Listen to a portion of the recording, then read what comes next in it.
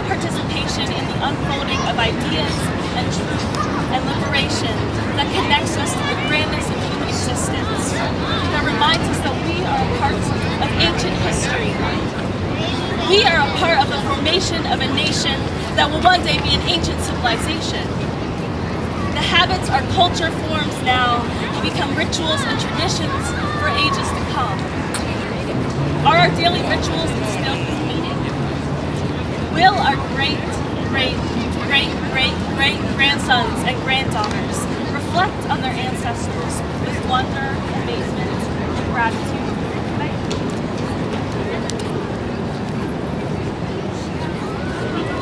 Or will they be amazed that we didn't take their lives into consideration at all? Will they wonder how we could have been so unconscious of the magnitude of life, of the magnitude of our actions, of the magnitude of our trash?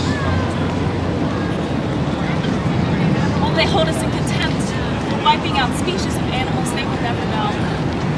Or will they treasure our timeless creations and our righteous ideals? The future holds us accountable for our actions.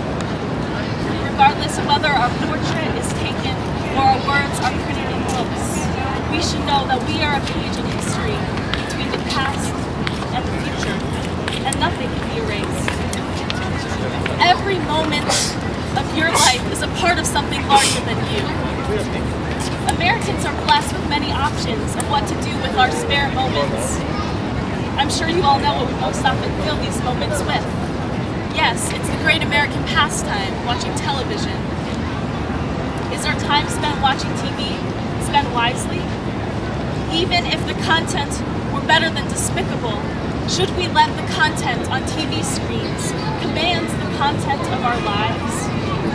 It alarms me how often conversations revolve around movies, TV shows, sports, and other forms of entertainment. Why do we care about these virtual unrealities? Why don't we want more of a role in our democracy instead? Why don't we want to be a voice in our community? Why are we curious about what we're not being told by the media? Why are we so complacent? Why is happiness and material gain? Why is happiness and material gain enough of a goal when violence is robbing so many of us of our hope, our joy, our curiosity, our innocence, of everything that is beautiful in life? As Noam Chomsky, Henry Rollins, Eve Ensler, Saul Williams, and other active participants in the world today point out, those who have apathetic and complacent attitudes are no less guilty of contributing to today's horrors than those carrying out the violence. If the news turns a blind eye to the violence and deception that our nation has imparted, and we, in turn a blind eye to the news's lack of real news, we allow bad behavior to continue without consequence.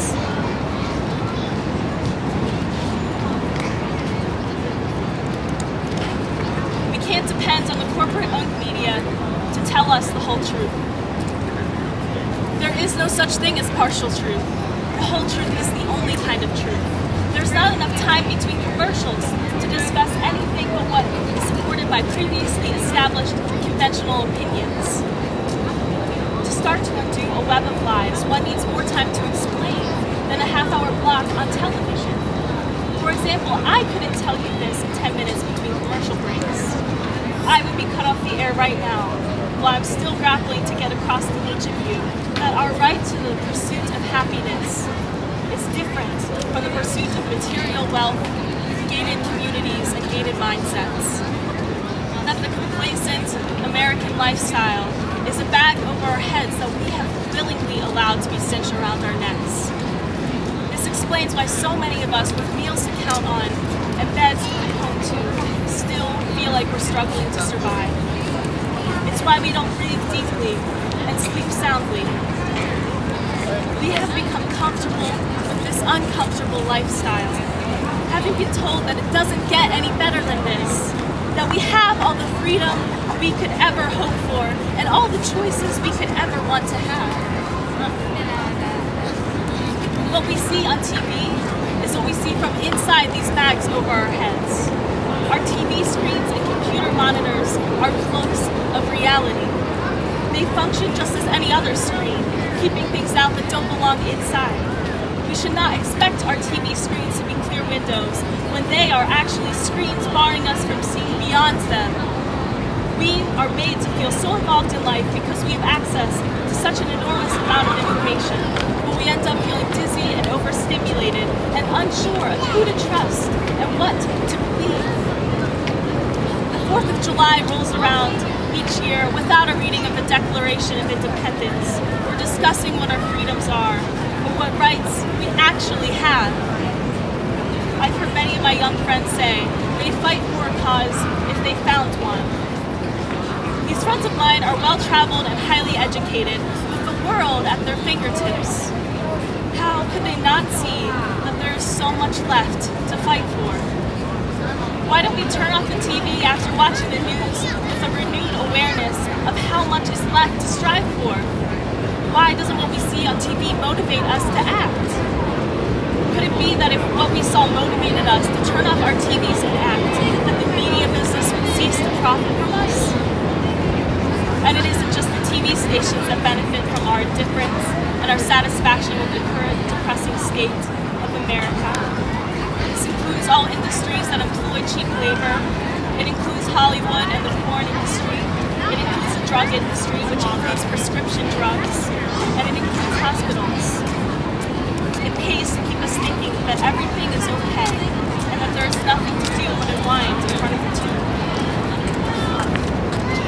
For those of you still listening, curious or incredulous, let me tell you a little bit about where I'm coming from. I was raised in the suburbs of Philadelphia, where I enjoyed life, except that I was overweight and disgusted with myself, and I didn't know how to fix it. This boy I had a crush on in 5th grade made me feel embarrassed for not knowing about this TV program that all the other kids knew about. So I made a point to watch more TV, so I would know what people were talking about all the time. This is still my only motivation for watching those shows and movies, just so I'm not alienated from conversations. But now I don't care as much, because I found several people who like to talk about reality. Do we all know what that is, here and now? I live in a student community called the Homestead. The 12 of us live off the land as much as possible. We've built our own houses. We obtain our own energy from solar power and wood-burning stoves. We have our 3 cabins running on 12 volts of electricity. We have an outhouse and a solar shower, and they're more clean and beautiful than any bathroom on my campus. I do my laundry in a bucket. We harvest most of our own food from the gardens, the trees, and our chickens. And we do not have a TV. Other students have a hard time understanding what we do for fun. Their definition of fun is quite narrow. My work is satisfying, for I see my community directly benefiting from every effort I pour. Living in nature is a world of fun. I walk through the woods and see the world without a screen, in the highest definition of color, in 3D even. We make up games, we have conversations where we get to learn from one another and think critically about things. We read books, we spend time with our cats and dogs, we make art, and we play with ideas. I have never had more fun, and it's no coincidence that I have never watched less television. We aren't totally disconnected. In fact, I feel more aware of current issues and what life is about than those who are plugged into the digital world all the time. My life feels real. Things make more sense. We make our own music. We make our own stories. And our lives belong to us. Though I have fun, that doesn't mean I am happy. Happiness is not my goal. I agree with the Buddhist idea that life is struggle, and I am struggling to find the truth that is masked so easily in the digital age. The beauty of digital communication is that the truth can be made very accessible, if only it can be found. If we can make the truth known, those who are guilty of lies will be so guilty that there will be no way for them to go on.